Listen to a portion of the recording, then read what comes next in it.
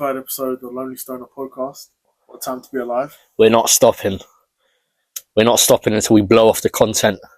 Then we get all the sponsorships, Surfshark, NordVPN, BetterHelp, the lot. Better help you, though. Yeah, for you psychosocial motherfuckers out there. Yeah, facts. But yeah. Tony Soprano motherfucker, isn't it? Yeah, I'm the motherfucking one who calls the shots. As you should know by now, I'm Evan. And I'm Seth. This is the Lonely Stoners podcast.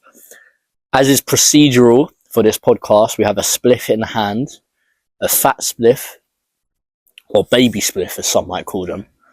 But yeah, we're here, man. First topic of the conversation is Angel Reese and our little spat online. But let's begin with the little, what was it, podcast interview she did with Shaq. Yeah.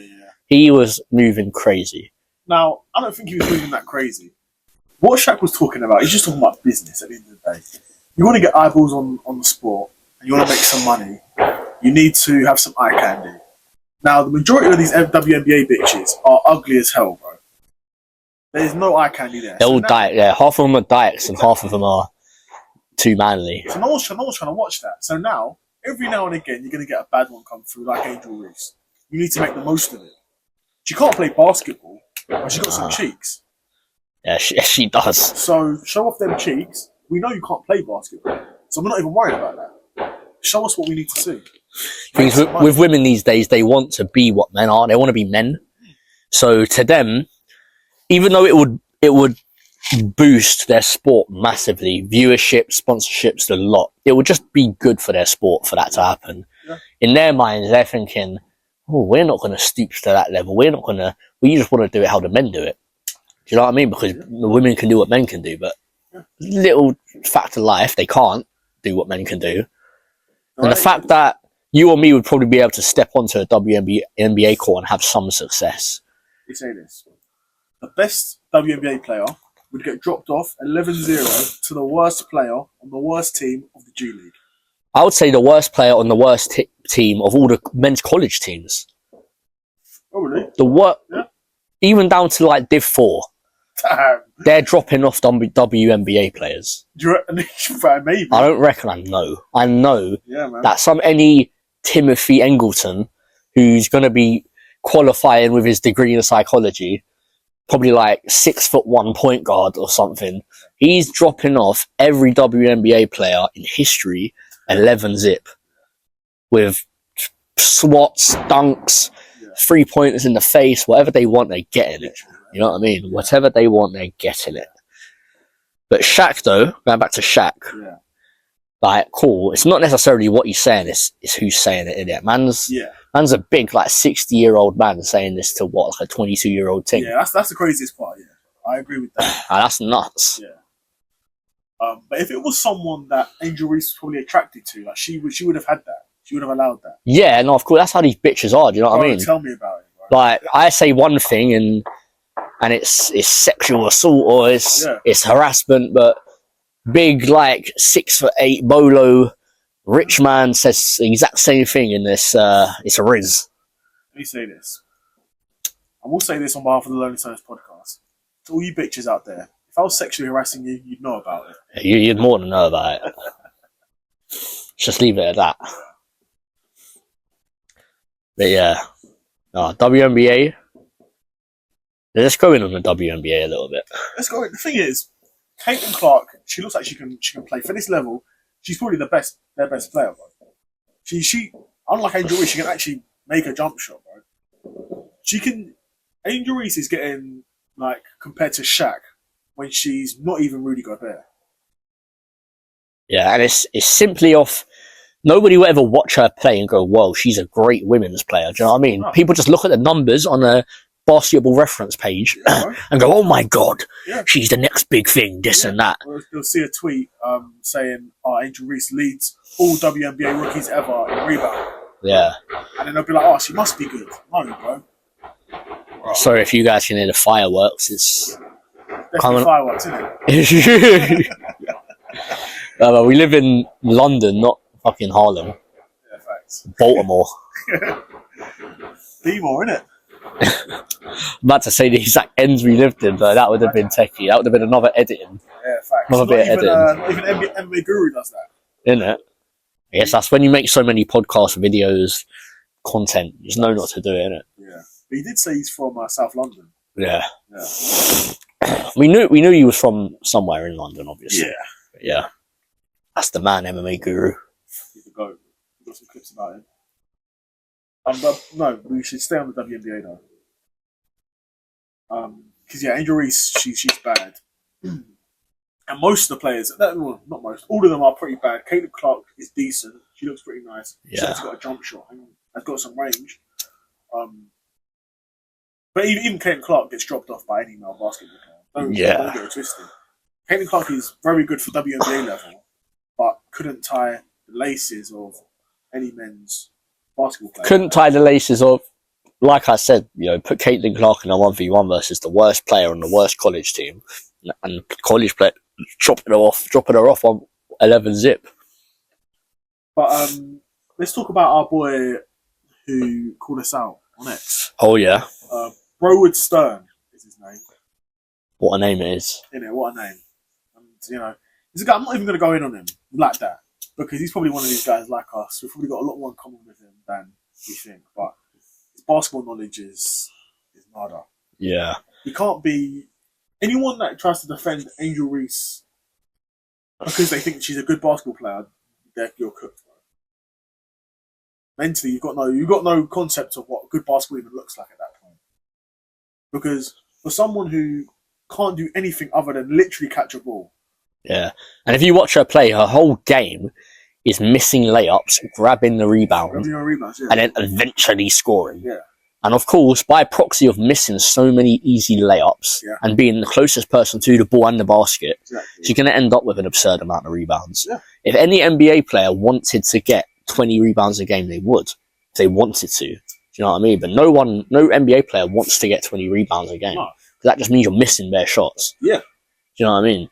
And court offensive boards are nowhere as easy to grab here, but in the women's game, how tall is Angel Reese? She's a big girl. She's pretty big for WNBA, yeah. Must be at least like 6'2" or 6'3", something like that. Something like that. That's really big for the that's centre height for the women. Obviously, you get the odd 6'8", 6'9" girl, but them big girls are so stiff. Yeah. They're not even good players. But anyway, yeah, she's big enough to where she's just going to be taller than the rest of the girls. She's going to be right there to grab the ball. She can't make her layup for shit. So, them memes where they say, layup for 50k, free throw for 100k, 3-pointer for 1 mil. Like, she would not even be able to hit the layup. No. She's smoking the open layup. Yeah. So, Broward Stern, you've got no basketball knowledge, bro. But if you want to talk to us about basketball, we can do it. You can come on. We'll dial you in. I'm assuming you're in America, G. So we'll call you in. You can come on a podcast and we'll talk to you about Angel Reese. But yeah, that's our most viewed tweet. Me firing shots back at my man. Yeah. Or I don't know if it's the initial tweet I sent to him or firing back. But no, we've been going crazy on X. To be fair, I need to be more consistent on the X, because if I was putting in the work you've been putting in, we'd be at some crazy impressions right now. Even I think since Tuesday to today, we've had like 25k impressions. Yeah, which is crazy work. I can't lie. You've been putting in the work on the X. I can't lie. And it's guys like Broward Stern who allows you to cook on the X. Do you know what I mean? Facts. A couple of the tweets have been flagged. Limited visibility. Limited visibility, but who gives a fuck? You know what I mean? But this is what I respect about X though, because most platforms, when you get a post like that, they'll try and lock off your entire account. Yeah, they just say, "Cool, we're going to show this one to less people." Yeah, and then I normally just take them down at that point. Yeah, it's not that deep to me. I'll just delete it. We've only had a couple. The last one was particularly big. Still, I was talking about Elon's kids. That was a bit mad still. But hey, man, if what I was saying wasn't true, then it'd be different.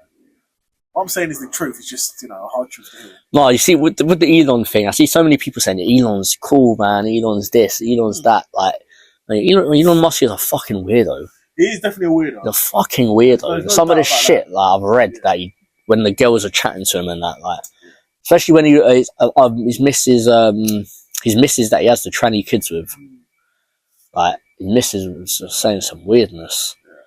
Like, just the way he was like, he was talking to her, like, pretty much as if I've never got no puss in his life. That's one of them type of guys. Yeah. He's just such a weird guy. But I think you're going to have, when you got a guy who's doing all the shit he's doing, you're going to be. When you've like dedicated your life to like building Tesla and now SpaceX, there's not a lot of room there for you to socialize and actually understand how to have normal conversations with people. His life is in his work. Do you know what I mean? And he really came onto it. He made PayPal, innit? And he sold PayPal for stupid money, and started doing all his business, which I rate what he does. Yeah.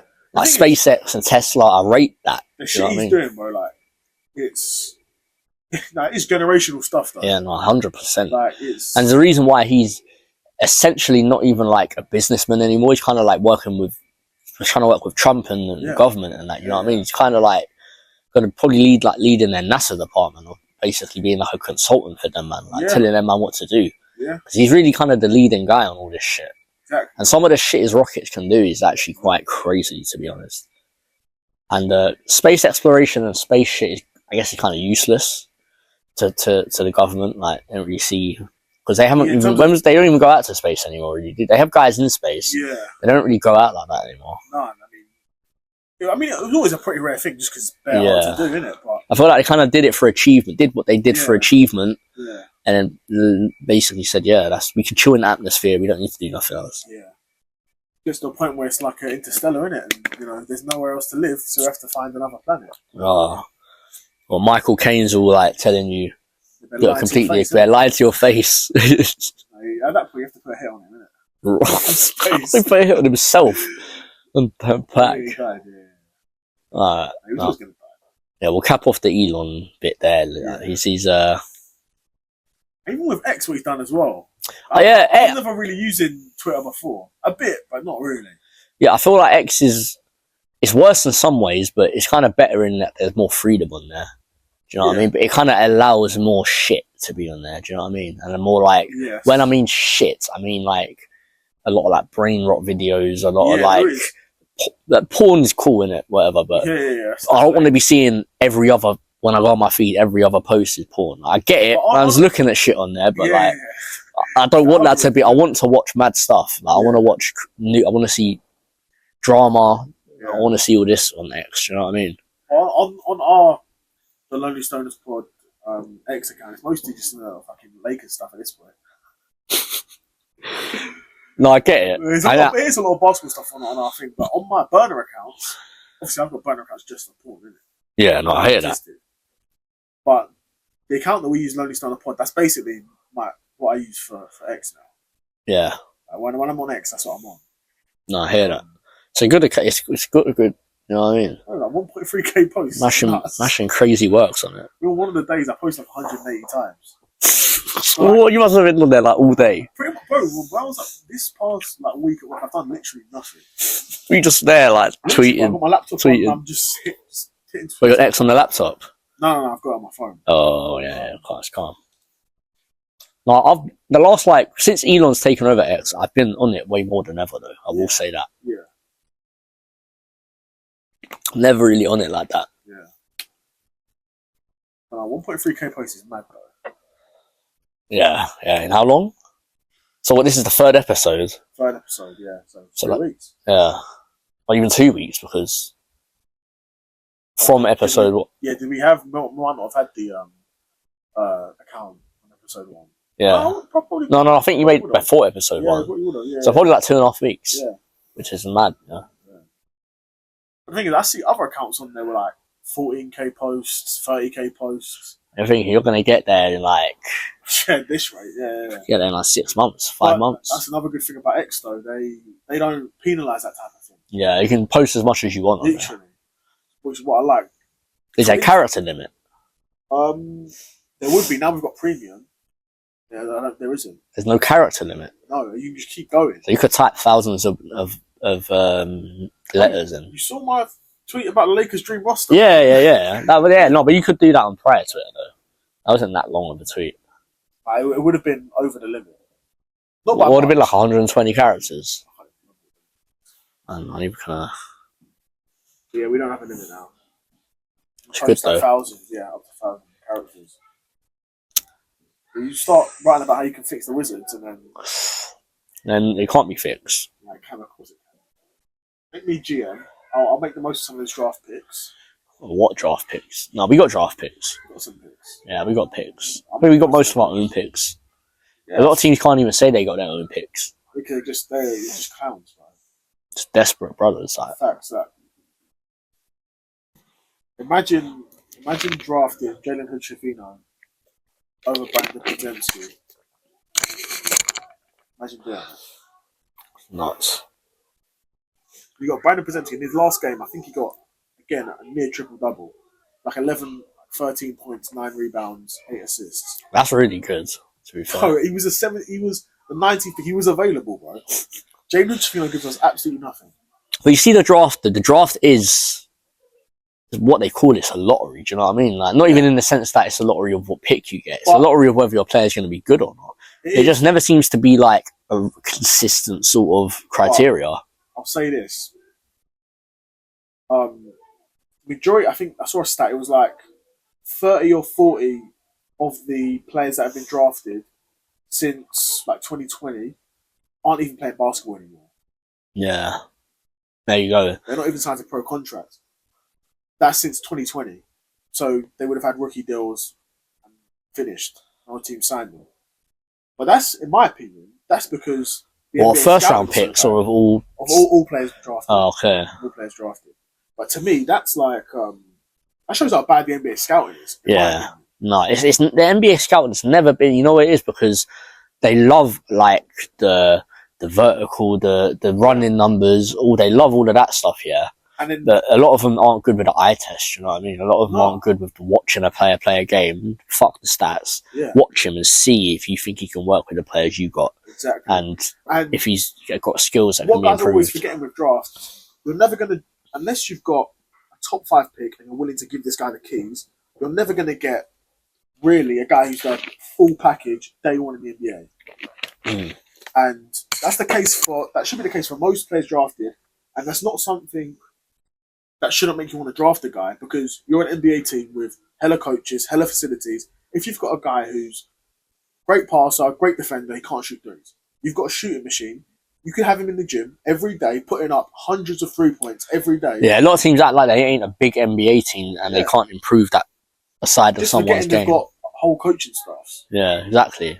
Just whole coaching staffs. Do you know what I mean? It's crazy. You could assign a team to one player just to improve him on shooting. I feel like, it's also similar to what I said before, like these scouts and all that, they love the physical stats, you know what I mean? They love the height, reach, and then vertical, this and that way. It's not always that, do you know what I mean? Like, if you look at some of the best players, they ain't got the craziest heights and verticals and all that, do you know what I mean?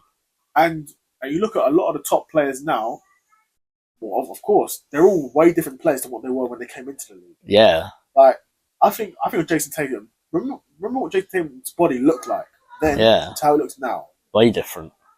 But you're not going to get Jason Tatum now out of college. You have to have him for... when did he get drafted? 2017? 2018? Yeah, 2017, yeah. And now he's a Jason Tatum that's able to... number one option on a team that won a championship. Yeah. Or arguably. Like, you know what I mean? It's exactly that type of thing, do you know what I mean? It's exactly that type of thing. You're not just going to get these players fresh out the draft to him. You know what I mean? So, but then now you're seeing, and you see it through different periods of the NBA, but now there's a certain player that's preferred by these NBA scouts. You're a combo or you're a 3-and-D wing, basically. That's why basically all the players at the top of the draft, they play at a similar style of basketball. Even if they're not the same position, they might be a shooting guard. Basically anywhere from a shooting guard to power forward. You're a 3-and-D wing, basically. And you're decently athletic and you can shoot the rock. You can get drafted. Yeah, it's different to how it was, you know what I mean? Whereas you see players that are like more traditional point guards or more traditional centers, they go way further down in the draft if they get drafted at all. Because there's a certain type of basketball that they want to... The thing is, the NBA has these eras, do you know what I mean? It has a lot of different eras where different things are strong and refs are different to certain styles of play, and do you know what I mean? You get these waves in the NBA where different things are effective. Do you know what I mean?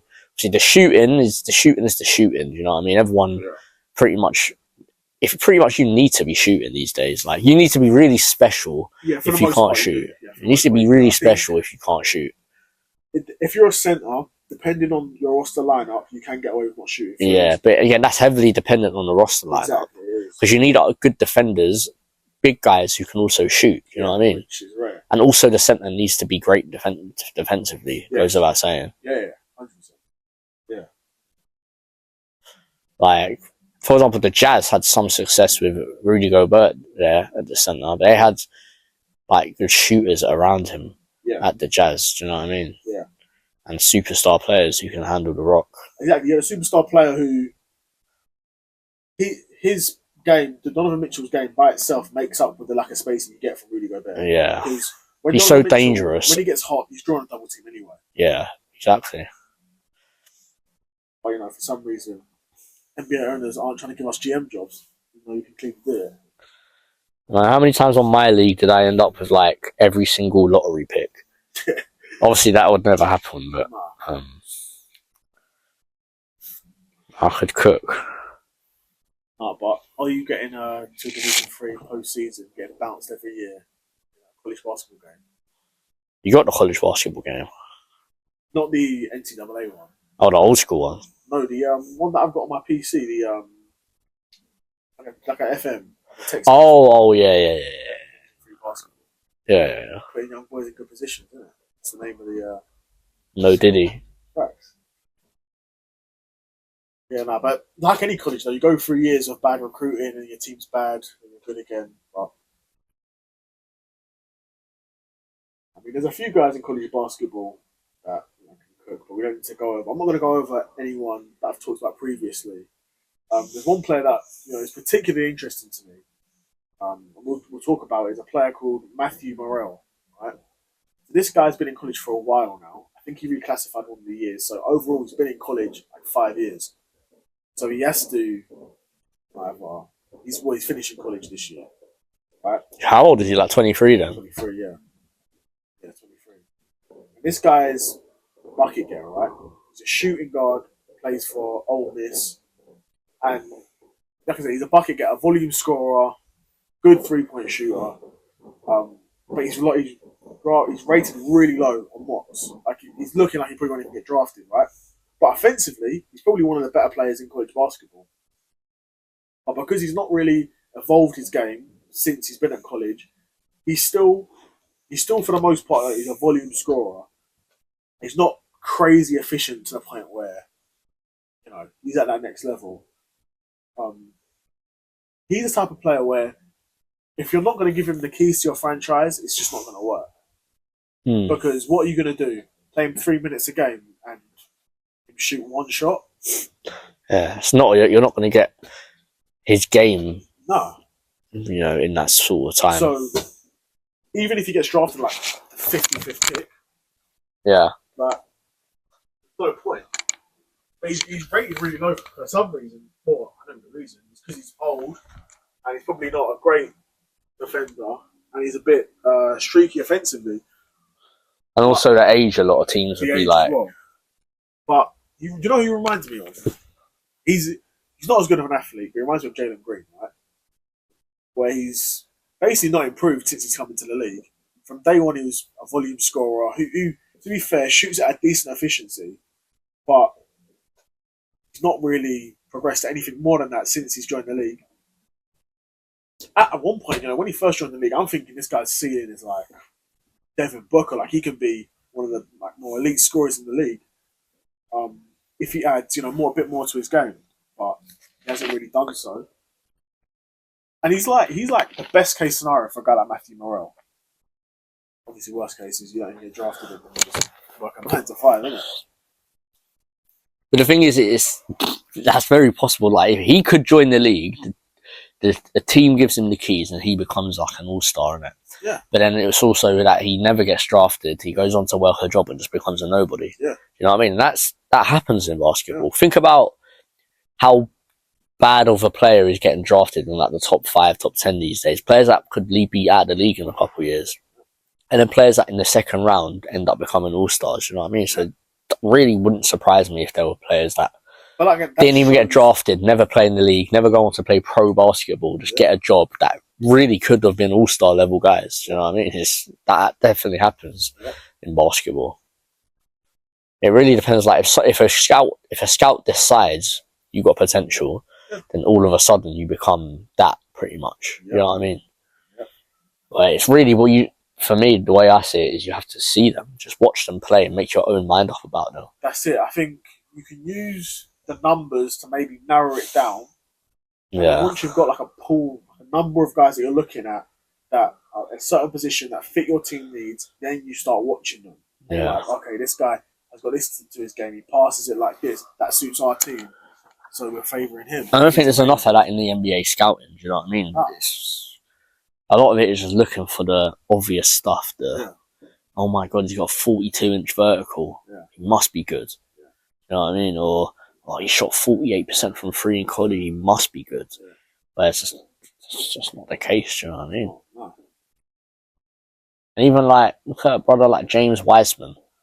Like, man is scrimping it out. What's the man on the Pistons now? Yeah, he is. Yeah. Man's scrimping it out, like you know what I mean, on the Pistons. You look at him coming into the league, you're thinking this guy could go crazy. Got traded for biscuits. It's the Pistons, isn't it? This has got my boy Cole Swider as well. Yeah, that is your guy. Swider's cold though, but again, he's one of these players. Bro, imagine Cole Swider under JJ Redick. Yeah, that's basically JJ Redick region. Exactly. Well, we're out here, you know, not developing these guys. But the amount of guys that were on the South Bay Lakers that have gone on to now have decent careers. Scotty, both the guys at the Grizzlies, bro. Scottie Pippen Jr. and Jay Huff. Oh yeah, Jay Huff at Wizards as well. So yeah, it's one of them things, isn't it? But I'm seeing these guys go off in the G League. I'm dying for these guys to get a chance at the Lakers regular. Things with the G League, like there'll be guys that spend their whole careers in the G League, being good G League players, but they're just not good enough to play in NBA. You know what I mean? Yeah, you of course you'll get guys like that. But when we're signing young guys with the point to develop them in the G League, when they do good in the G League, give them a spot on the main roster. You don't just let them be good in the G League and another team signs them and they're good for them. Yeah, but I guess enough times guys come from the G League and they're just shit. Do you know what I mean? Guys win the G League MVP and then are just shit. Yeah, in the NBA. You're definitely going to get that. But you're going to get that. The guys, then they're going from being the first option on the team to being like the 14th man. It's not even like they're coming in and being able to lead the second unit. These guys are coming in. There you guys were getting high ball usage in the G League. They're coming off the bench for like 4 minutes a game.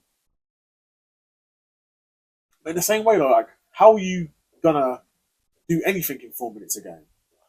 No, that's it. Like, what?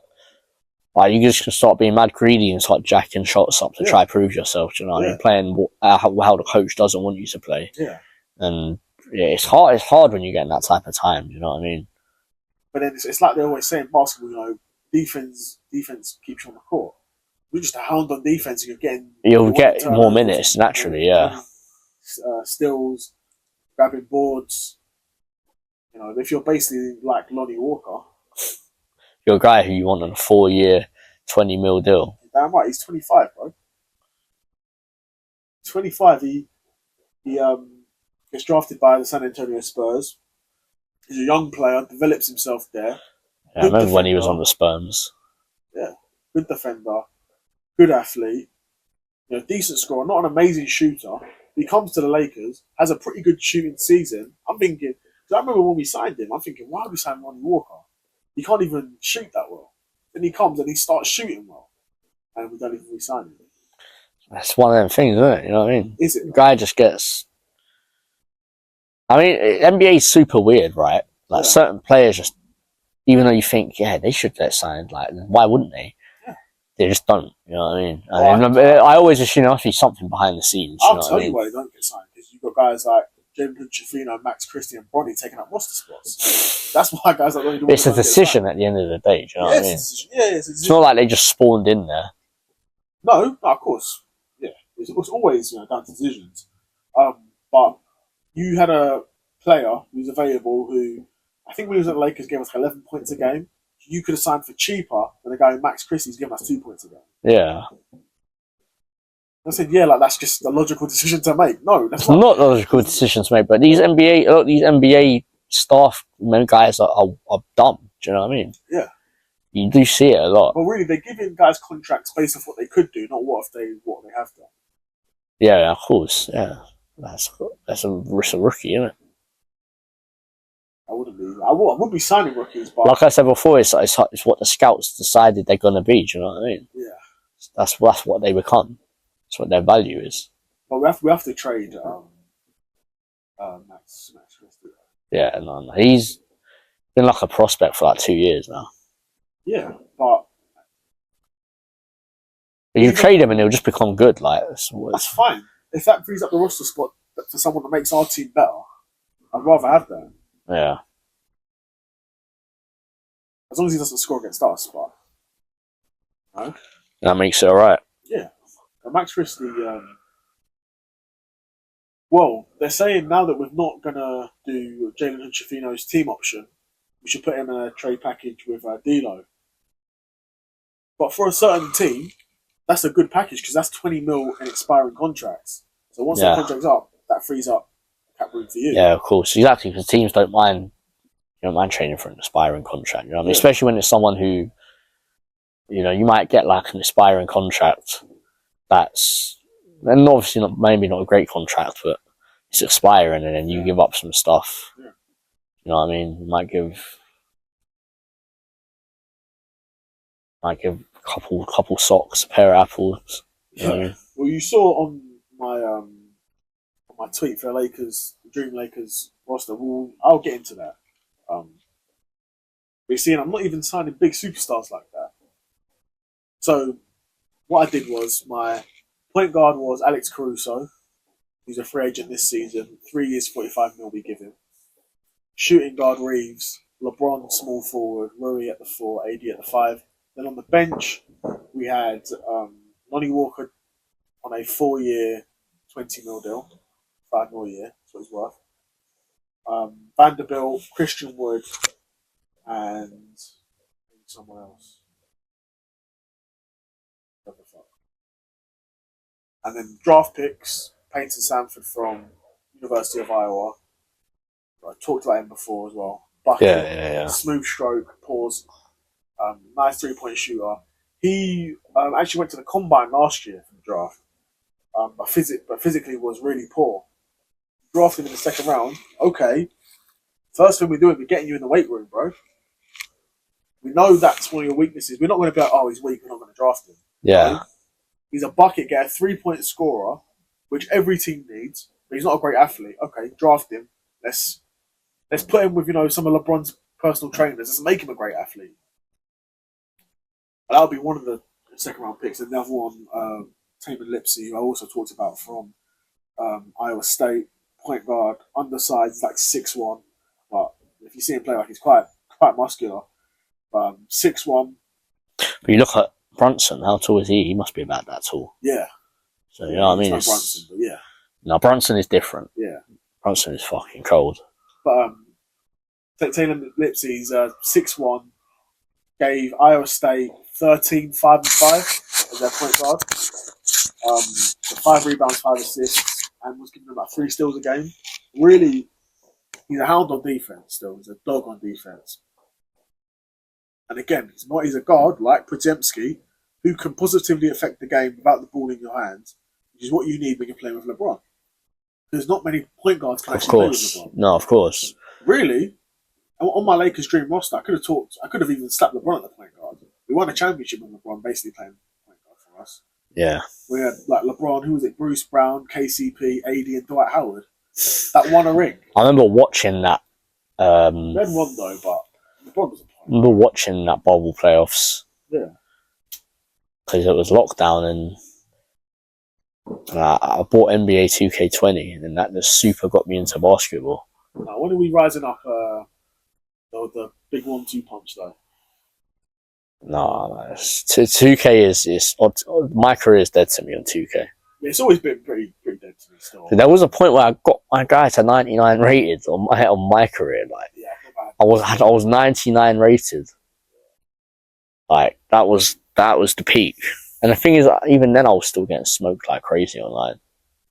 Because the cheese is so real on 2K. Yeah, I think the highest I've ever had a guy rated is like 82, 83. I probably had one year, I probably had like 3 or 4 builds that at least 82 rated. Like NBA, on my PC, I had NBA 2K20, 21, I think 22 as well. And I really did bang those out. Yeah. And I say we make some like reactions to the last UFC card. Okay, yeah. The last UFC, obviously we made some predictions. Yeah. But they cut off. The mics ran out of battery, so. I think we got most of them, man. Yeah, we got most of them. Let me get the card up. We'll go through basically the fights that we went through. Yeah. First fight we'll react to. Well, I didn't even watch the Rafael dos Anjos fight in the prelims. So yeah, there wasn't much to watch, to be honest. Yeah. But that fight, I can basically tell Jeff Neal dropped him pretty quickly because Rafael dos Anjos is a 40-year-old lightweight fighting at welterweight. And Jeff Neal is a ranked good fighter. So obviously he knocked him down, and then he was punching him up, and then he knocked him down again, and then as he was getting knocked down, dos Anjos like blew his knee out. And then lost the fight that way. He'll be out for a while then. Oh, before that as well, you had what's his name? Oralby, you know Oralby. That guy looks like it was crazy fight. You know Rebecki or Roundbetsky. Cool. I'll show you. You might have seen a picture of Oralby.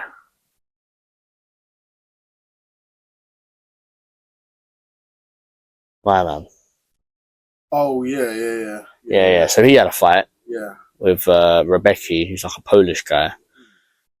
Yeah, they had a war. Oralby broke his orbital in round 1, and his eyes swelled up like crazy.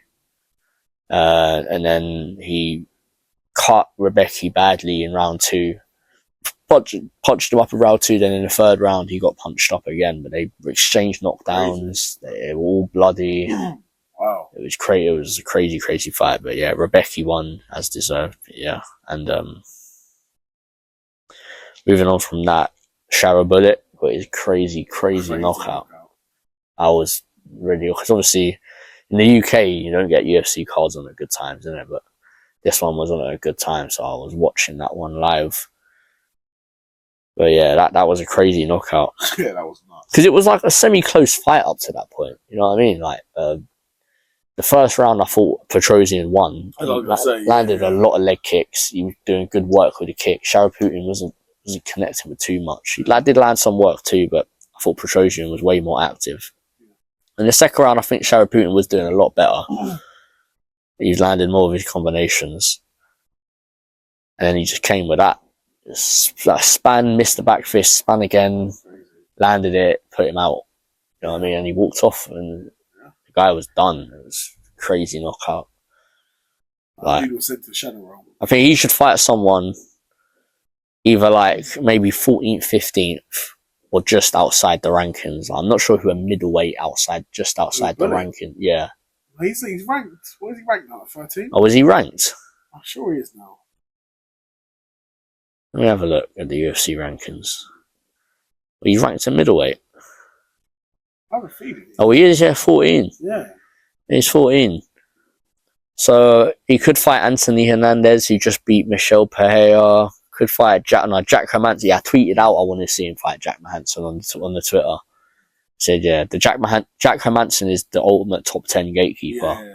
So yeah, that's like the challenge, you know what I mean? If he deals with Jack Hermanson, alright, we've probably got like a contender here, innit? But if he really struggles in that fight, even if he struggles and wins, he's probably like just a ranked sort of fighter. Do you know what I mean? Win some, lose some. But if he deals with him, yeah, that would be that's the one I want to see. He's lucky that the UFC being in Saudi and all these places is a viable option now because he couldn't fight in America. No, they wouldn't let him fight. Even in other probably European countries as well, or they probably wouldn't let him fight because of that. But yeah, because they have so many Saudi cards. Yeah. You know what I mean? They're having like multiple pay-per-views a year in Saudi, so he can just fight. Well, they don't even do cards in Russia, do they? No, of course not. Yeah, especially not nowadays, isn't it? It's a war zone. But yeah, literally all his fights have been in Saudi, in the UFC. Yeah. 2 of them pay-per-views, 2 of them UFC on ABC, which obviously they wouldn't have anymore. But a good win for Bullet though. Yeah, good win, amazing knockout. And then you had Lerone Murphy beat Dan Ige by decision. It was fair. Dan Ige looked super off though. He looked, I don't know, like he looked like he was hurt or something. Because in the first round he was pretty good, but after that he just got outlanded, outdamaged, outdogged, I guess. Yeah. Lerone Murphy, I saw someone say he's a Leon Edwards Smurf account. Like he's just jumped on another account now and he's like undefeated. Like he's trying to just, you know what I mean? Like, but like it's not even cool. He's black and he's English, but he actually does kind of fight like Leon Edwards as well. He's like a point fighter, like kicks, you know, boxing, even decent grappling defense and grappling for a UK guy. Yeah, he's kind of all right at everything. Wins a lot of decisions. You know what I mean? Which is kind of what you expect for like modern British MMA fighter. Like you're going to be pretty well-rounded. You're not going to be crazy at any one thing for the most part. No, of course, you're not growing up from the age of 7 doing wrestling or something like that as a base. But nowadays, you might grow up doing jiu-jitsu though. Yeah, these days, yeah. From like 7, 8, and then you're at MMA gym doing jiu-jitsu. Then by 13, 14, you're doing MMA. Yeah. And you're just well-rounded in MMA, and you just come up like that. Yeah, no, jiu-jitsu, yeah, no, I could see it, yeah, definitely. But yeah, no, he's like an all-rounded guy. Yeah. You know what I mean? Not really bad at anything, not great at any one thing. We should start training again, man. Yeah. Bro, why not? Oh, fuck that. Just training. Not... I just shadow box in the kitchen a bit. I'll just leave it at that. No, we have to undo the damage we do from the zoos. While the food's in the air fryer, I'm just shadow boxing in the kitchen. No, we should train, man. But yeah, next fight, Magomed Ankalaev versus Rakic. Yeah. Yes, a weird fight again. After 2 rounds, Rakic's corner told him that he's winning the fight and Ankalaev's going to come for a finish, which just wasn't true. Do you know what I mean? It was probably 1-1, to be honest. Yeah, but that's what I'm saying. It was, for the most part, actually the start of the fight, it was pretty even. Yeah. Ankalaev grew into the fight a lot, but Rakic did start well. Yeah. When I see performances like that, and then I'm like, the next fight is going to be for a championship. And I guess maybe it is good if you're going into a fight, because you're going to be doing a 5-round championship fight. Yeah. But the start of the fight, he was getting hit, like, one of the fights we watched, like, you can't get hit like that from Pereira. Exactly, that's the thing, is you can get hit like that by Rakic, but if you let Pereira hit you like that, you're going to go out. Yeah. You know what I mean? Yeah. Khalil did a good job of being defensive enough to not let Pereira land clean big shots on him until like the 3rd round, and then 4th round. With Khalil, his whole thing was basically being his offense was his defense. Yeah, exactly. His offense was the only time he really got offensive and moved forwards was when he threw that sort of big left hand. Yeah. You know what I mean? Because obviously Pereira, he always has that weakness against a southpaw fighter. You know what I mean? And Ankalaev, I think he's an orthodox guy, isn't it? But I think he can go southpaw. Yeah. If I'm not mistaken, I think I've seen him like go southpaw. No, sorry, he's southpaw. Sorry, Ankalaev is southpaw. Yeah. So, yeah. I don't know, for a guy like Ankalaev, who is majority a striker, I don't think he's a good enough striker to beat Pereira. But again, he's a lot bigger than probably anyone Pereira's fought. Ankalaev, he feels like in the cage, he feels like he was bigger than, you know, I'm comparing him to Pereira's former opponents. Bigger than Khalil, probably. Bigger than Much bigger than Khalil, yeah. Yeah, probably bigger than Jamal Hill. Yeah, I'd say so. He's one of the bigger light heavyweights, definitely. He feels quite big in the cage as well. And the thing is, like, people say that like he's this wrestler that's going to dominate Pereira. Like, he's not a wrestler. Yeah, he's actually not a wrestler. Yeah. He can wrestle. I've seen him wrestle. Yeah. He's not a wrestler. But maybe he'll feel like he'll have to. Like, he gets quite a few like knockouts, and you know what I mean. Like, but that's not really the way you want to fight Pereira. Do you know what I mean? Yeah. That's going to get him to lose against Pereira. Yeah. Because like, and that fight might be happening sooner rather than later, though. Yeah, I heard that could be on UFC 310 this year. At that point, we just have to hand Pereira the Lonely Stones Podcast Fighter of the Year award at that point. Yeah, no, that would guarantee it. Yeah.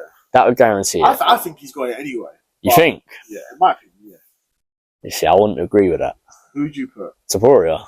Yeah, nah, I wouldn't. Even though Topuria's cool, yeah. If you want to say Pereira's got one more win than Topuria, right, in the year, and that is also all 3 title defenses. Yeah. Cool. A title is kind of an imaginary thing that is there to make something more worthy in it. But if you're thinking about it this way, yeah, he's fighting them, isn't it? Yeah. He's fighting Jamal Hill, Yuri Prohaska, and Khalil Roundtree. Yeah. Right? Forget sort of title, yeah. Cool. Is that them 3 worth more than knocking out as well Volkanovski and Max Holloway? No, it's not. Oh, then Topuria should definitely be Fighter of the Year. No, but it's everything around Pereira as well. No, I hear that. I love Pereira a lot. I love him. Him and Topuria are my 2 favourites right now. Definitely. Like, obviously, Robert Whittaker is forever number 1, but like he got murked off, innit? So he has to be on cooldown for a bit. But what about Moicano though? I do rate Moicano heavily in it. Moicano is one of my favourites. Just for the post fight interviews as well. Yeah, but he's actually a cold fighter as well. To be fair, he's sick. This is a serious conversation for another episode towards the end of the year. Yeah, of course. Because anything can happen. Do you know what I mean? Anything can happen. We'll have like a serious award show episode. You know, if Stipe beats John Jones, he might be Fighter of the Year. No, actually, I say that. If he beats John Jones, I say that. If he beats John Jones, okay. Well, if he beats John Jones, then retires. Yeah. Now, if he beats John Jones and then gets on the mic and says, Aspinall, you're next, he's Fighter of the Year. Yeah, but I think he retires. He will, because he literally said, it's not about the title for me. I just want to fight John Jones. He said, I don't care about championship. I just want to fight John Jones. I mean, I hear it because him fighting John Jones is the championship. Do you know what I mean? Not that he's the heavyweight championship. No. For me, Tom Aspinall is the real heavyweight champion. Yeah, but beating John Jones is in itself a championship, even though John Jones already lost. But it's not on his record, so yeah. You know what I mean? And even though he lost to even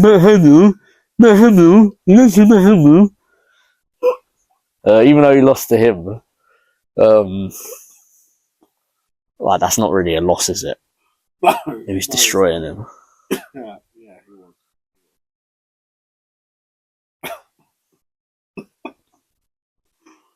Oh god. It was the main event, man. Oh no, co-main event now. Oh, okay. Hamzat and Whittaker. Whoa. One of 2 things happened right there, yeah. Whittaker took the Saudi bag. They passed him like 5 mil to do that. Or do what? Huh? Do what? What happened, didn't it? Bro, there was no stopping what happened. Oh yeah, his jaw was just compromised from the get-go. Bro, I think you might be underestimating the amount of fucking squeeze Hamzat could have. Well, but he literally put his arm around his face and he just tapped. Bro. Come on. But you know how easy something like that can happen, man? Yeah, no, it can happen. It can happen. Well, cool. Even if, let's say, Hamzat just did that, yeah, cool. Yeah. Like, that's freak accident. That's freak. That's not a freak accident, bro. Yeah, it is. It's a fluke. Yeah, it definitely is. He's not doing that to everyone. But the thing is, but we talked about this earlier in the week, about face crank just being bare underrated. If you're a guy who's got crazy grappling, crazy grip strength, you could do that to pretty much every guy you face. Yeah, I guess you're worried about getting your arm under the chin for perfect technique. Bro, you've got your arm across his face, squeeze his head off, bro. But for me, yeah, cool. Say he gets Drickus in that exact position, Yeah. and then grabs his face in that exact way. Do you think he's just snapping his jaw off like that? Not immediately, but he could probably crank his face to a point where he's ready to submit. Okay, no. But if that's the case, Chimaev is the next middleweight champ. I think he is still. And they might as well bin off the Drickus Strickland fight. Yes, they should have. Because that's not even official yet. No, they should have Drickus v. Hamzat. They should bin that off because Hamzat took no damage. Did he even take a punch? No. Maybe two? He beat Robert Whittaker and Kevin Holland in under 5 strikes. Finished both of them in under 5 strikes. Yeah, just give him the time, man. He can fight tomorrow, innit? Yeah. Do you know what I mean? If he can make weight. It'll probably be in Saudi, so. This is Saudi, he'll be on the roids. He'll run at Drickus. EPO, yeah. He'll be on everything, bro. Well, actually, not EPO because he has no gas tank. Yeah, it's mad. He's not even that wham, considering. Nah. Maybe he's not on the juice then. He's on something. He's on something, but all these fighters are on something, but he's running at Drickus. What kind of steroids just gives you, crazy strength, but for, not that would give you a bad gas tank? I know. I'm not going to say it, but I know that. I'll say it. I mean, it depends. Really, all the steroids should give you good gas tanks because it should increase your capacity for training. Yeah. So really, it should. But there's other stuff you can take that would make you stronger. Improve your reaction times as well. Stuff like that. Probably on a lot of that stuff that increases brain performance. A lot of stuff that they probably don't even test for. Right? I think there's a few fighters on the source, I can't lie. I think there's a good few. And you have to think, he's fighting out the Arab Emirates now. Yeah. He's probably got crazy camp. He's probably got guys that are doctors that are researching the new best stuff. Of course. He's going to be out here. And he's mad rich from scamming his fans. Yeah. So he's up, you know what I mean? He's probably already got a fat contract in UFC. Yeah. Probably after he beat Usman, he probably got a fat contract. Yeah. But even the Usman fight was a close fight. And they gave him a 10-8 for no reason. Yeah. If that was I think what round did they give a 10-8? I can't remember exactly. If that round was a 10-8, then Marab should have 50-40 O'Malley. Yeah. You know what I mean? If that's a 10-8, if Hamzat got a 10-8 against Usman, then Marab should have 50-40 O'Malley. But Hamzat will be the next middleweight champion. Yeah, you gotta think so because, in my eyes, nobody in that middleweight division is finishing him within the first 2 rounds. No. And I don't think anybody in that middleweight division is capable of not being finished in the first 2 rounds. So yeah, but for me, if anybody gets him into the 3rd round, they'll win. They have to win. Yeah. Because if they don't, then he literally has no weaknesses. But deep it though, if he's ragdolling you for the first 2 rounds, you're going to have no gas tank on the 3rd round. Yeah. But the only thing I see is if you're a guy like Drickus, where you're so gassed out straight away that you're not gassed because that's your normal state of being. So if you're so gassed from the get-go, you're not gassed. This is what I'm saying about guys like Drickus. How guys like him being world champion sets the sport back 5-10 years, bro. So it is, it's middleweight though, it's a higher weight class. If you look at featherweight and bantamweight, they're the best divisions in the UFC. Even lightweight, the skill level, the skill level is crazy in those divisions. Yeah. I'll even say the skill weight of flyweight is really good, but also that flyweights don't have knockout power and they're all nerds. Yeah. Do you know what I mean? Yeah. So flyweight's just flyweight, isn't it? But even literally the best 2 flyweights in history, they're just nerds. Nerds, bro. Yeah, is what I rate them, but yeah. Yeah. But if you look at bantamweight and featherweight, the type of skilled fighters you have in that, the amount of championship level fighters that aren't even sniffing towards a fucking title fight. Corey Sandhagen isn't even sniffing to a title fight. Corey Sandhagen is a way better fighter than Drickus du Plessis. Oh, yeah, by so many levels, he's way better than Drickus du Plessis. The Drickus is a champ. And he's defended his title against Israel Adesanya, probably the 2nd greatest middleweight. Yeah. I feel in them weight classes, a lot of it comes down to physicality. A lot of it is how physical you can be. Izzy was champion for a while though. Yeah, and yeah. He's not particularly physical, but technically he's a striker who's so much better than. But for me, like I think when you look at the matchups he's had, and sort of the world he's coming from, like there ain't any elite jiu-jitsu artists or wrestlers in that division that he's had to fight. Like probably the best wrestler he fought was probably Derek Brunson. Not Robert Whittaker. Robert Whittaker's a pretty good wrestler. Well, you think he's a better offensive wrestler than Derek Brunson? He could be. He doesn't really wrestle. But Whittaker's wrestling pedigree. No, Whittaker is probably one of the best grapplers in middleweight history. Yeah. But when you fight Robert Whittaker, he's not going to be shooting in on you. No, like exactly. That. Yeah. Do you know what I mean? Yeah. And there's no one like that Israel's had to fight. Yeah. And even Derek Brunson is probably he does a lot of wrestling in his fights, isn't it? But he's probably a striker first. Yeah. And he got his ass slept by Izzy.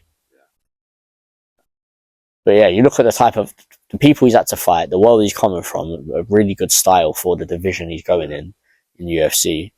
Like a guy like Izzy, he did very well. Yeah, he did very well. Again, a guy like Dricus, I don't think he's ever beaten Dricus. You know what I mean? Even prime Izzy isn't beating Dricus because he's way too physical. He's so gassed that he's not gassed in the fight at all. It's mad. It is mad. And Izzy gassed, thinking he was gassed and trying to get him. Yeah. Do you know what I mean? Is he gassed? Because Dricus is just unlimited, insane cardio. Like out of this world cardio. Yeah, Hamzat can finish him. Yeah, Hamzat can finish anyone. Yeah, Hamzat could take him down and submit him in the first and second round. Realistically, like he could. You see what it is? I swear Dricus has like some sort of protection spell cast over him or something. The guy is not beatable. The guy is not beatable. It's ridiculous. Like, he goes up against so many different types of opponent as well. You know what I mean? He keeps. The thing is, for Izzy, the loss to Dricus was a lot worse than the loss to Strickland. Yeah, definitely. Because I think, like you said before, with the loss to Strickland, it wasn't like really a hard fight, to be honest. Well, that was something that I talked about that I'm annoyed didn't get picked up in the last episode. Yeah. Oh, yeah. That didn't get picked up. Yeah. You were saying that even though that was a loss and a bad loss, it was probably nowhere near as tough as fight. The fight just got away from him, just round by round. He's getting jabbed, teeped, pressured, volume from Sean Strickland. The fight's just getting away from him. It's not really hard. It's just going. And that's the thing. That's because Strickland's landing. Strickland's missing, but he's landing as well. But he's applying pressure. Izzy's not really getting hurt by these shots. Yeah, you're not getting. Obviously, you got dropped in the first round, but after that, you're not getting rocked. You're not. You know what I mean? You're just getting hit. You're getting hit enough. Feel like he's getting beaten up. Yeah. He may not feel like he's winning this fight, but he's not feeling like he's getting beaten up. Yeah, exactly. There's a difference to losing rounds and getting beaten up. Yeah. Do you know what I mean? And he lost rounds. He lost. He got beat up in the first round, but after that, the fight just passed him by. Yeah. But Dricus beat the shit out of him. Yeah. You know what I mean? He dropped him. Yeah.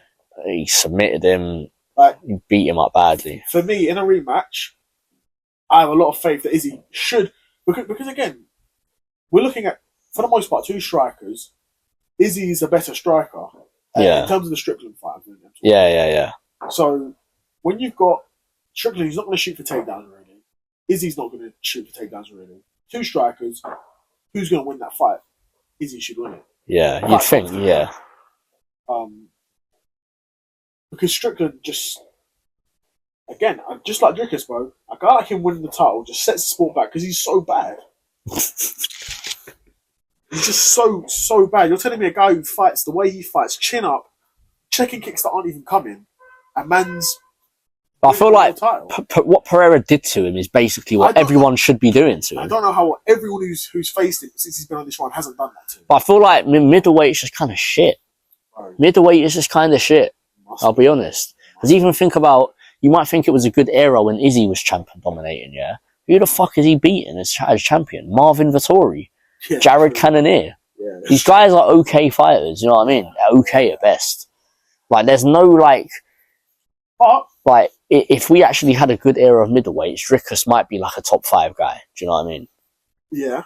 Simply because, like, he's a freak athlete and... But look at the guys Anderson was facing as well. Yeah, bums. Anderson was facing a lot of bums for a long time. Bums. Even guys like who like fucking like Damien Meyer and shit like that. Like that Canadian Patrick Cote, like fucking random guys that he's just beating up on, like. Yeah.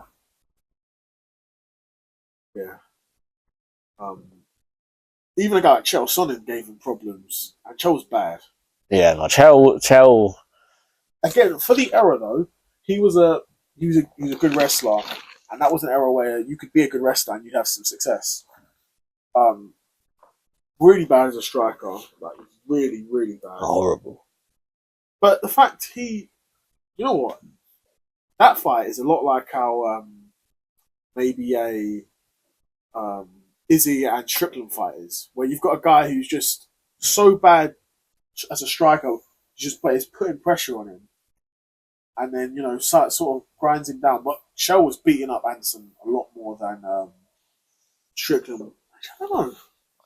Strickland was and Chael was beating up Anderson pretty bad, and then gets the finish in the final round. But looking at Chael's career, I mean, we're going very different topics, but Chael's nothing special.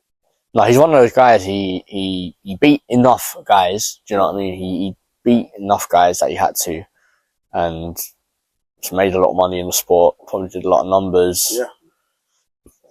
Yeah, I like Chael. Obviously, if we're just talking about how they fight in the cage, you know what I mean? He's mid at best. Yeah. Just a wrestler. Literally. And then you had him going out sad at Bellator. He was in the heavyweight tournament. I still remember his fight against Fedor. Dude got mollywopped by Fedor. Yeah. Fedor was punching him across the cage. Fedor still had it, man. Bro. Fedor built no chin, but nah.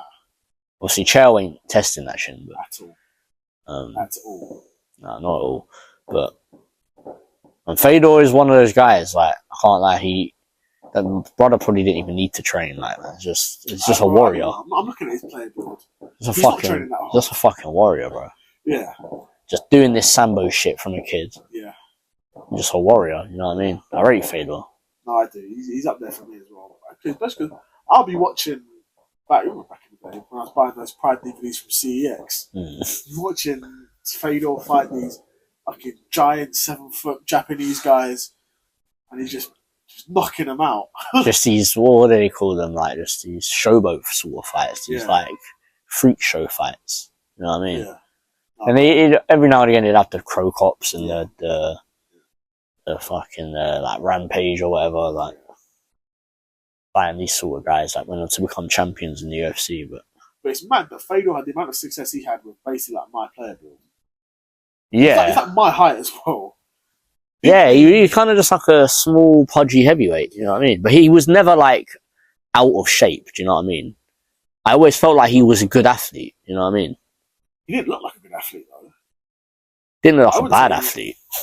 Bro, compared to the heavyweights at the time, because if you actually Mark think, Coleman, Kevin Randall, because if you got to think about like not just off the way he looked. Like, I'm not just talking about just purely off the way he looked. Do you know what I mean? Just as he was. Do you know what I mean? Yeah. He was very quick as a heavyweight. Yes, He wasn't a huge heavyweight. Like, what did he weigh in? Probably like 220, 230, something like that. But not even by the end, like nothing. 240, 250s. Yeah, probably even not even nothing crazy. But like he was super quick, super fast. You know what I mean? Good all round. Had good stamina as well. But when he came over to America, I wasn't the same. He was a very good athlete though. But he had mad long layoff, didn't he? He was off for like 4 or 5 years. After Pride closed, then he had some fights in America, and then like a Strike Force and all that. Yeah. And then just took like 4 or 5 years off, and then sort of came back, and then Bellator signed him. A few fights, but he was never the same guy after Pride. But no, at that point he's pretty done. As a top athlete, he was pretty done. He got to a point he's just having after Bellator, when he stopped sort of fighting regularly in Bellator, he sort of just had these one-off like fights against bigger name guys. You know what I mean? Nothing like. I don't know why a company like Rising doesn't try and get him back in. I mean, is he retired, Fedor? He must be. Yeah, he's retired. Must be at this point. His last fight was only a couple of years ago. His last fight was against like Ryan Bader. Nearly touching 50. Yeah. Must be. Ryan His last fight Bader, was in Ryan Bader. Ryan Bader cooked him, obviously. Yeah, as you should. Yeah. But Ryan Bader, I think he was like a 2-weight world champion at Bellator. Yeah. At one point, because he lost the light heavyweight title to one of Fedor's boys, Vadim Nemkov. Crazy. But again, a guy like him does kind of show the level between UFC and outside of UFC, because he's like by far Bellator's best light heavyweight. He's probably like a top 10 light heavyweight in the UFC. Yeah. So there's levels to it. But the thing is, light heavyweight ain't even that good as well in the UFC. Yeah, so maybe like top 5, because he's quite cold. But yeah, he beat Ryan Bader. Ryan Bader was on the top light heavyweights in the UFC. He was top 5. Yeah. He was top 5, and then went to Bellator and dominated until Nemkov came out. But he lost. Ryan Bader lost his light heavyweight title, then went up to heavyweight, and then won the title there. Defended it, and then defended against Fedor. Fedor's last fight knocked him out. Fedor's retired now. Yeah, no, I love for Fedor and that pride sort of era, you know. As well. But I still think the rule set they had, add in elbows. They didn't have elbows, did they? I don't think, which is just weird to me. Why don't certain fights have elbows? What do they think about that? What is the reasoning behind that? I don't really understand. But add in elbows, and that rule set is so goated. A soccer kick, stomps. I'll see enough times when a guy is shooting a takedown, failed, and I'm thinking, this fight should be over. I should be able to knee him in the fucking head. Like, just stand up from the sprawl and kick him in the head. Do you know what I mean? Why not be able to do that? What's the difference between that and kicking someone from standing up? Yeah. But even then, I don't know, but you can do it to the body. I don't know why guys don't do it to the body more often. Yeah, no. That's true. But still, if you can do it to the body, you should be able to do it to the head. I agree. And then also, them having the ring made it preferred. That is like such a big, like, positive for strikers. Yeah, the ring. Definitely. You can tell Pride, they just must not have rated grappling. Like, those guys who made it, because you're putting it in a ring, you're allowing soccer kicks there. Like, you don't want to see grappling. I don't blame them at all. Either. Because grappling must have been super difficult in the ring. Yeah. Super difficult. You didn't have many grapplers, really. I mean, you had some wrestlers, but they were like wrestle boxers. These guys are all on roids, so they've got mad power, so they'll knock you I remember out. all of the grappling that I would see happen in Pride would pretty much be would be clinching and like just in the middle of the ring. Yeah. Right in the middle of the ring. Yeah. You know what I mean? Because they would have grapplers like Sakuraba. Sakuraba was largely a grappler. Japanese. Probably the best grappler in them higher divisions Pride had. Even then, he would dash guys to the ground, get some submissions. But he wasn't really shooting, though. He would kind of get them in clinch, get them trips, judo throws, big on judo throws, Sakuraba. Couldn't really get straight takedowns in Pride because if you sprawl even for a couple of seconds, you're going to be in the ropes and then the ref's going to come in. Do you know what I mean? So it's kind of a lot of them judo throws, trips. And then you had 10-minute rounds as well. Yeah, was it the first round that was 10 minutes or all the rounds were 10 minutes? I think it was 2 10-minute rounds, was it? Oh, okay. And then they'd have like an extra round if it was a draw in it or something. Yeah, maybe. Something like that. But that's so mad though. Because could you imagine guys having 10-minute rounds now? I mean, basically every fight would be a stoppage, I imagine. That's crazy though. 10-minute rounds. That's nice. I think 5-5s for a title fight, 3-5. 3-5s. I think they got that with that format. Yeah. Because of the grappling, you can't have like 2 or 3 minute rounds like boxing because grapplers would never be able to get going. Yeah. Do you know what I mean? That'd be quite peak for grapplers, but then even how we see so much UFC now, where you got guys just holding guys against the cage and kneeing them in the thigh. Yeah. Thing is, for me, that's a judging error. That shouldn't even be a thing. Do you know what I mean? Because that's just a judging error. Because if you read how the fight should be scored, the criteria 1 down to I think 4, 5, or 6, or whatever, however many points they got. But if you read that, then go watch a fight. You should know how to judge it. Do you know what I mean? But if you had a guy just being held up against the cage and just getting like kneed in the leg, he has to win the fight over the guy who's getting kneed in the leg. Yeah. Yeah. Yeah. I mean, the guy holding him. The guy holding him, yeah. Yeah. You got to do something to win the fight, yeah. Yeah. Like, even if I land like one combination on you, then I land a couple punches to the head and a leg kick, and then you hold me up against the cage for 2 minutes and land like 10 knees, 10, 15 knees to the thigh. I should still be winning the fight. Yes. Because what I've done is way more impactful and way more damaging.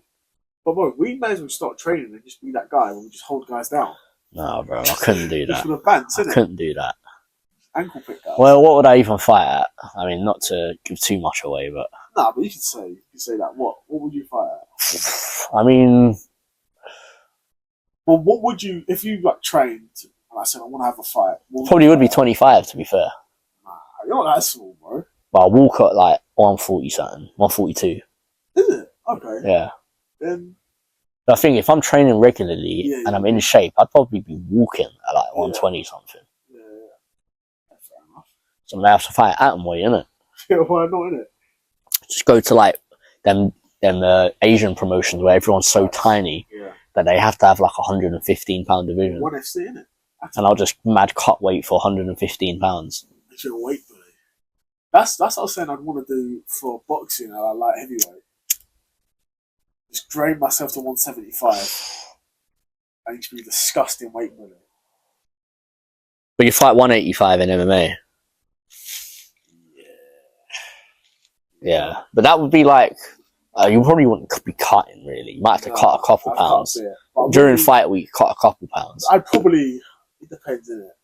Because if you like try to change your whole lifestyle, you might be able to fight a welterweight. Yeah.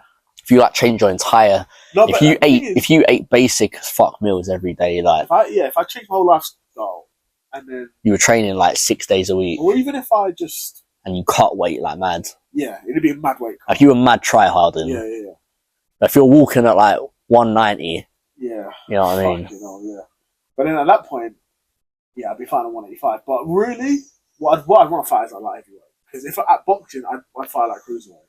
I feel like that if you can fight a higher weight class, you should.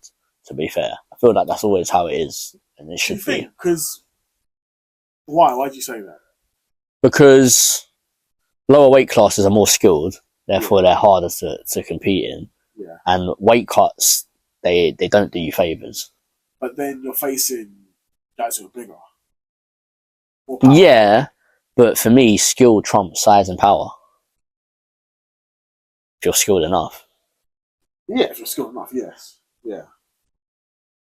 But you get to a certain point where you're facing guys who are skilled. Like for me, Chimaev is kind of like proof of that. The fact that he struggled against... What's happened with that? No idea. Did it not pause? No, it's been going. Oh, cool. But yeah, Chimaev struggled against Burns, struggled against Usman, who are welterweights. Yeah. And he's just destroying guys and then murking off guys at middleweight. Yeah, sure. Murking off middleweights, I should say. Yeah. So what? Before the end of the year, I can fight cruiserweight. I don't even know if I can make cruiserweight before the end of the year. What's cruiserweight? 200. I don't think you can make 200 by the end of the year. We're in November now, bro. I'm not even training. What are you walking at? Bro, Come on now. Told you what I was walking at. I'd imagine a healthy north of 230. Healthy. Yeah. Healthy north of 230. Okay, no, that would be a stretch still. Yeah. That'd be a stretch. The weight, it would drop off though. If I started training properly. Yeah. Especially if you just eating a bit better, innit? You don't even have to do nothing crazy, but eat a bit better. But at heavyweight, I would cook though. In an amateur boxing heavyweight fight, what is it? 3 rounds? Heavyweights are shit, bro. Heavyweights are shit. It would be a cakewalk. For at least a good couple amateur fights, maybe a cakewalk. What, 3 2-minute rounds? Bro, I'm all over that. I'll just do a Hamzat and just dominate the first 2 rounds, get gassed, and then third round, just... You're going to be gassed in 4 minutes. Oh, yeah. It depends. But if you're training like that as well, No, it depends, because it's a bit like these guys like Izzy. Like if I'm controlling the pace and fighting at my pace, I could go for like 7, 8 rounds. I've done it. But if it's that they're kind of dictating the pace, you might get 1 or 2 good rounds. To be fair, because you're knowing it's 3 rounds, Yeah. you're going to fight like it's 3 rounds. You know what I mean? Whereas if it's like a 6-round fight, you want to conserve your energy. You want to fight like it's a 6-round fight. Do you know what I mean? But you say that, but will I actually do that though? I don't know. Because if it's a 3-round fight, knowing me, I would like take the first round off. When you had the exhibition, how many rounds was that? That like 3. 3. But I should do that again still. I think it was 3 rounds, and you didn't really like try to blow your load early, like, but you weren't even training like that before that. I didn't train for months before that. That's crazy. How are you gonna not train for months and then you go up against some Isaac Frost looking? He was a big dude, bro. Isaac Frost looking brother, and you actually did good as well. When I saw it, bro, I see his legs, bro. You're like, fuck. Bro, that's the first. When I'm a boxing guy, the first thing I look at is his legs, bro. Have you got thick legs? Can I? Bro, we're getting into it, but when I'm training and like I said, I'm sparring a guy, I'm looking at his legs. Bro. Have you got big legs? Can I move you around? Innit? He's got thick legs, bro. I don't care about your arms, your shoulders, your chest. You know he's gonna be gonna be sturdy, like. Yeah, I can't move you around. I can't bully you. So I need to just be on my Philly show shit. Yeah. And I was, bro. He didn't like after the fight. I wasn't bruised or anything. I landed a big punch at the start of that fight, bro. Remember? Oh yeah, when the guy had to tell you like don't throw her so powerful because it's only supposed to be at like an exhibition. That's probably like my second best punch. It's not even an overhand right. It's a cross really. Because I don't throw overhand rights. It's kind of like a ducking cross sort of. Yeah. That's what it was. I don't throw right hooks at all. Nah, right hooks you're asking to get chinned throwing right hooks. Yeah, I mean, and the way I don't fight the way I used to. It was a really awkward movement as well. With the footwork. Yeah. Yeah. A really awkward movement. Let's see if I'm fighting and Philly shell. My right hook's probably the worst hook I could punch because it's coming from so far back. The left hook, the jab, bro. I might have a look, bro, because they do these events closer now. They do them like Watford, bro. I could drive. Yeah, that's easy. Watford's around the corner. Yeah, I could drive to Watford. You know what I mean? That's London sides. Yeah, get my gear out. You know what I mean? That's gotta be like. Well, to be fair, you could get anywhere in London in a quick amount of time, pretty much. Yeah, in a half decent amount of time. At the right time. You can drive anywhere in London. Yeah, if you're at the right time, like if it's like in the morning but not super early, like. Are you trying to corner me if I do that? Again. Why not, bro? Of course. I'm there, bro. I'm there. Do you know what I mean? It's the Lonely Stoners podcast, bro. I'm there. Training, just out here, just fucking. Still got the footage from that exhibition. I've probably got it somewhere on one of my old phones. Faggy might have that in it. I definitely have got it on one of my old phones, but yeah. Oh, my man was a beast, though. He was fucked. He was a big guy, bro. And I feel like he was there on a calmness, yeah, and then you kind of got the war out of him, you know what I mean? You kind of brought I'm a warrior, bro. Brought the beast out of him, and you hit him with a couple good shots. Like, he probably saw you and was like, yeah, this is going to be some easy work. Like, this is just some guy, like. And then, bro, for that most part, I didn't really... He might, towards the end, he might have landed some more shots and I tried to open up a bit more. But for the most part, I wasn't really even getting touched either. I remember specifically because he was throwing high combinations. He was throwing like 4 or 5 punch combinations. Hard to do. And like, bro, he's out here, bro. You were basically like not seeing the last couple punches of the combination in it, which is, yeah, I hear that because not many men are throwing 5-punch combinations. Bro, you know what I mean? You see it. Like you're in your Philly shell pretty much, and you're defending the first 2, 3, maybe even 4 sometimes shots really well, and it's the last 1 or the last 2 that nicking you. Do you know what I mean? Yeah, I'm really, bro. You very rarely get guys throwing 5-6 punch combos. Yeah, he was doing that though. Yeah, and obviously he was a big guy. Bro, I'll be real. He basically had the kryptonite, bro. Literally everything that you would need to have to beat me, he had. Yeah, he had the super thick legs. The big legs. So you know he isn't getting moved. You're not going to bully him around the ring. Do you know what I mean? You're not going to control the ring super well against him. And if I get a guy like that... Now, as I remember it, he did pretty much control the ring, mostly. Yeah, I was giving that up. Yeah. But you were landing, for me, I thought you landed the much better shots. Yeah, bro. Like, if I was scoring a boxing fight, I would have had you probably winning all 3 rounds. Do you reckon? Yeah, I think the 3rd round he did connect a bit more. Yeah. But obviously, like you said, you ain't been training for months. You're probably really tired at that point. Yeah. But yeah, you know, he's a big guy with those big legs. You don't get that plus the combos. You never get that in the combos. You might get one guy who throws big combos, but them big leg guys are usually just there. one shot, like the line you up with the left hook or the jab and then come in with a big shot. Bro, I'm seeing that all day long. Yeah, but my guy was actually had decent, nice footwork. Oh, exactly. He controlled the ring. He was throwing like 5-6 punch combinations. I wonder what that guy's up to now. He was throwing nasty shots as well. Yeah. Partner, he was trying to like kind of take your head off. It's fine, bro. I'm here for it, bro. I'm a warrior at the end of the day. I might shout at these guys, see if I can jump on. But maybe I'll do like I want to kickboxing without that. No, fuck that. No. Leg kicks, mad. I could throw. Bro, I knocked out our boy, our old friend who's now. Yeah. With a head kick, bro. I was out there. Yeah, you knocked out my man with a head kick. That's a sweet. Bro, Are you knocking your boy out with a head kick in training? It was mad because I didn't even throw it that hard. Right, it just landed right. It just landed nice and knocks him out. Yeah. Was he like that, or just you dropped him and he was like, "Whoa"? He was like. Was he like back flat out? Yes. Yeah. Well, he was like that, like. No. And like I saw it, I just like sat down, didn't it? What were you like? Oh shit! Like. Yeah, I was like, oh, well, stop being silly, innit? Then the coaches came over and like helped him off. How has he got no chin though? In fact, no, but has he got no chin? I'm like, not even the old like that defense. You know what I mean? Straight into just it, boom. No, literally leaned straight into it because to be fair, I set up so nicely because I must have had an exchange. I'm out of range. I'm coming back. So what was you in orthodox? And it was like a left high kick, yes. Like a switch. Yeah. Switch naughty, bro. I must have been out of range. I'm coming back into range. I'm probably feinting the shots. Switch, head kick. Lovely. Yeah. I'm gonna shout at these guys though. Might get a fight in Watford. Yeah. Well, you know I'll be there, though, innit? I'll be there. I'll be there in the corner.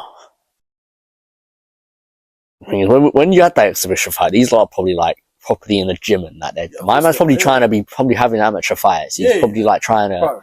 You were probably just like a bit of like sparring for a bit of warm up sort of shit. My man had to be having proper fights. Bro, do you think anyone there hadn't trained?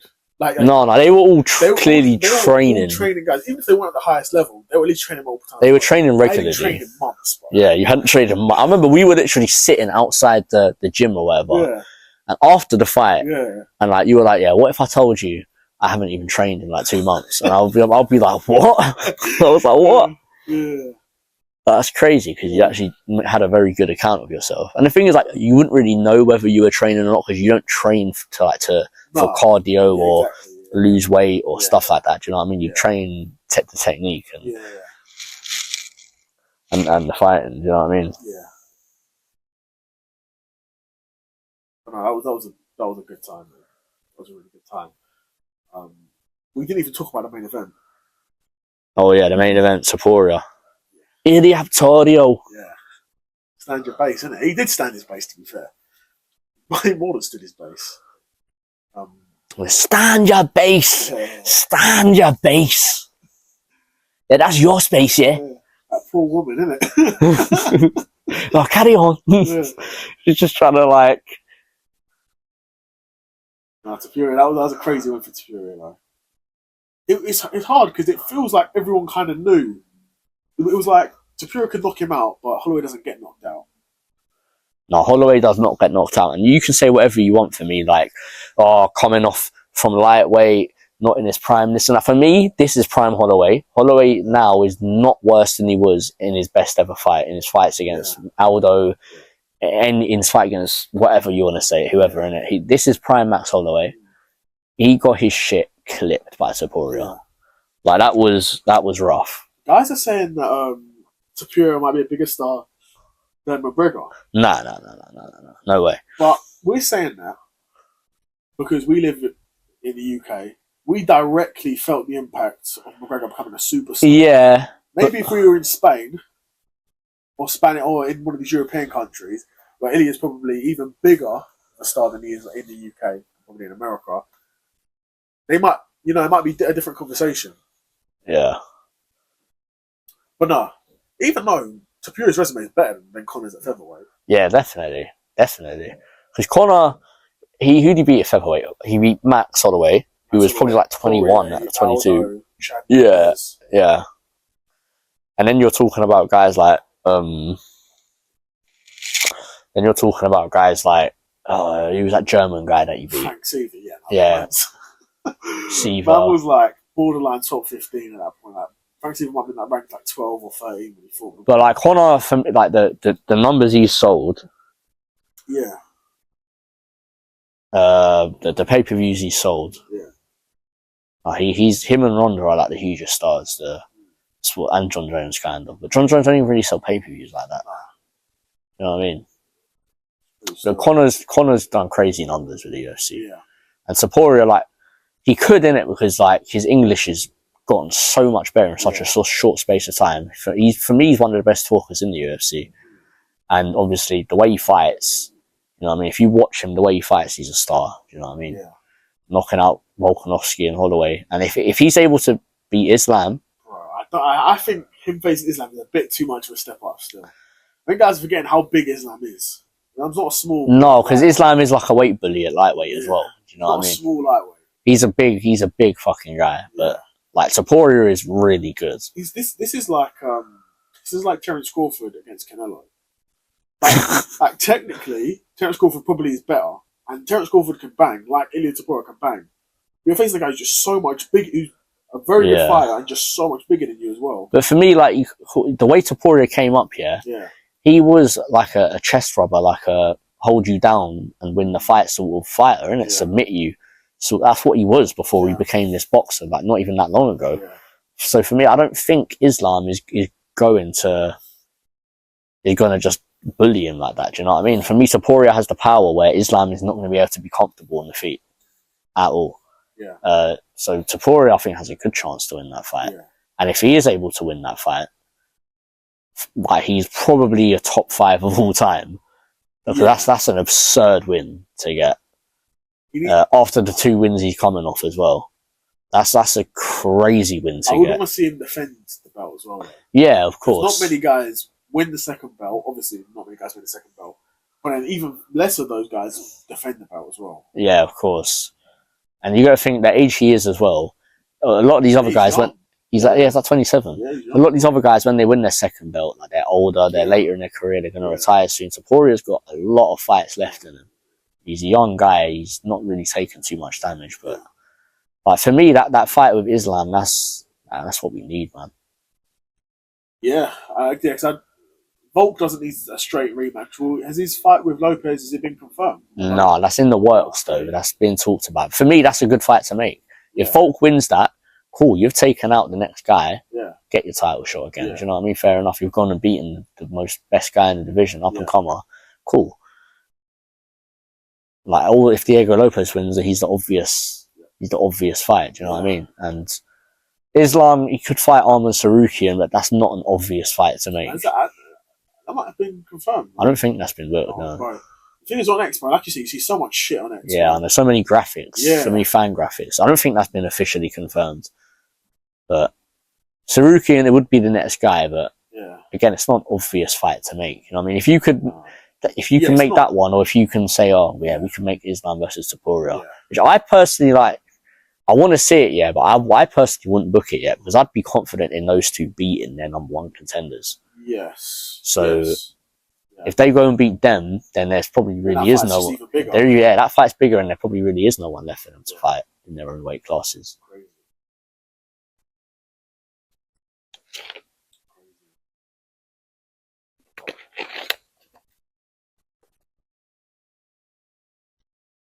What time did you say you needed to jump off? Yeah. I'm due to be chatting to Sutton soon. Okay, so we'll round it off. Then we talked about some NBA, some basketball. Yeah, we got some good clippable. Yeah, some boxing, some good stuff there. Yeah. No, definitely. It's been real. What a time to be alive. Yeah, this is Ep.3 of the Lonely Stoners podcast. Yeah. You know what it is. You can follow us on X at Lonely Stoner Pod, or where you're watching this on YouTube. Subscribe, like, comment, all that stuff. And we'll catch you next time.